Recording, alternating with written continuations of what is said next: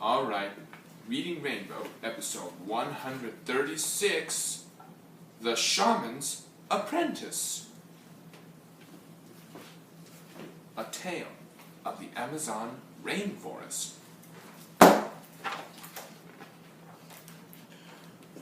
In the Trio Indian village of Guamala, deep in the Amazon rainforest, Camanya lay in his hammock, burning with fever. His mother sat nearby, fanning him. "Camanya, Camanya," she whispered, but he did not answer. She spoke gently to her husband. "It is time. Take him." He picked up the boy and carried him to the hut of the shaman, the medicine man. Softly chanting, the shaman, Natala, disappeared into the forest. He returned with leaves, roots, and bark, which he put into a pot of water boiling on the fire, stirring and singing. He asked the sickness to leave the boy. Then Natala removed the pot from the fire, and when the mixture had cooled, he lifted Kamanya's head and poured the warm medicine into the boy's mouth. The shaman's song ended as night came. Kamanya's parents sat beside him until morning. When the boy awoke, the fever was gone. As the years passed, Camanya would remember the shaman's ritual as if it were all a dream, but he never forgot that the shaman saved his life. The village of Guamala rested on the banks of the beautiful Sibaliwini River. Camanya's mother and sisters bathed and washed the family's clothes in the river. They grew cotton, which they spun into cloth, and they ground up ashiote berries to dye the cloth red, while his mother and sister harvested cassava root and made it into bread, and his father hunted for tapir.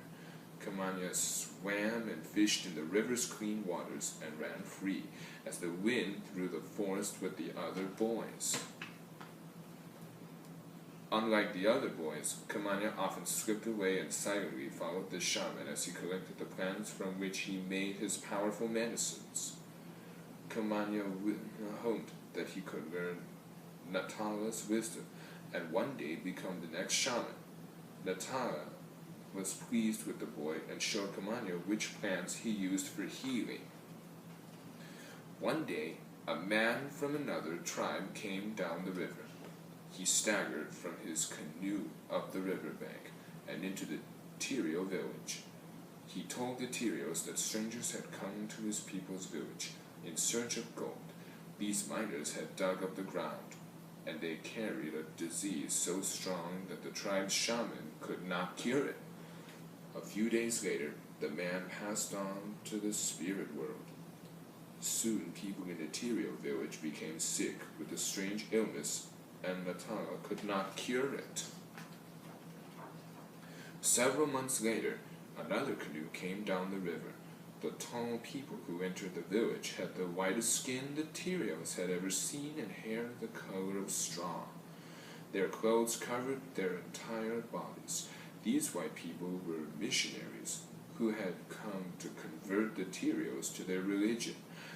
They gave the sick people little white pills, and soon everyone in the village felt well.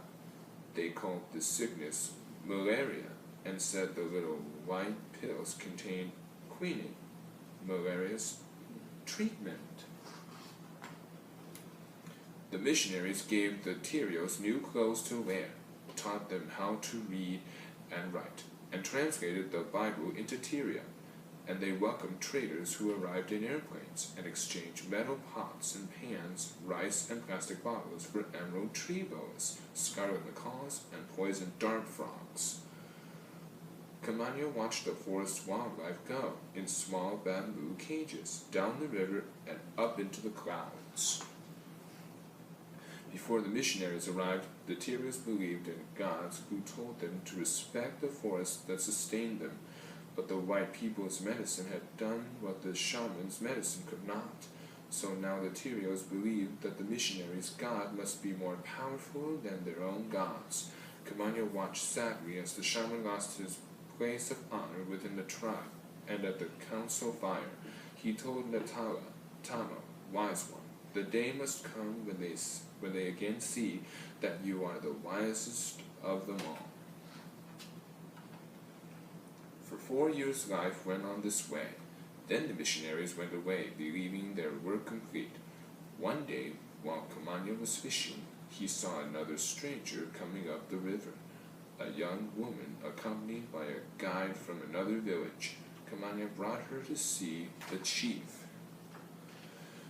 The woman, Gabriella, explained that she had come to study the healing magic of the forest plants.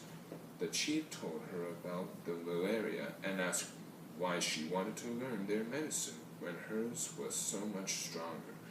Do you know where the treatment for malaria comes from? Gabriella asked. She explained that missionaries had learned about quinine, the medicine in the white pills, from the forest people of Peru.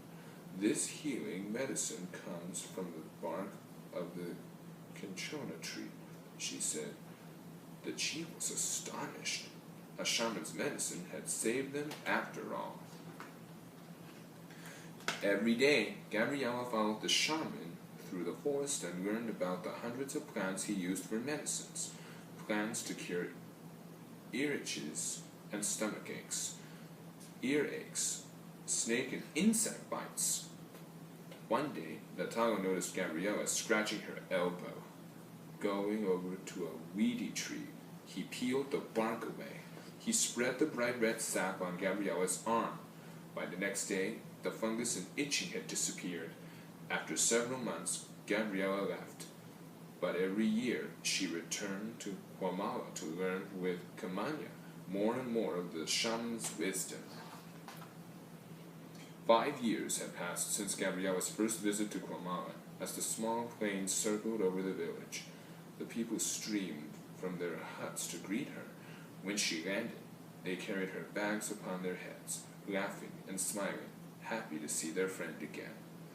Now Gabriella could speak effortlessly in their language, and on this visit she had a special gift, a book that she had made for them. As always, Gabriella went first to call upon the chief.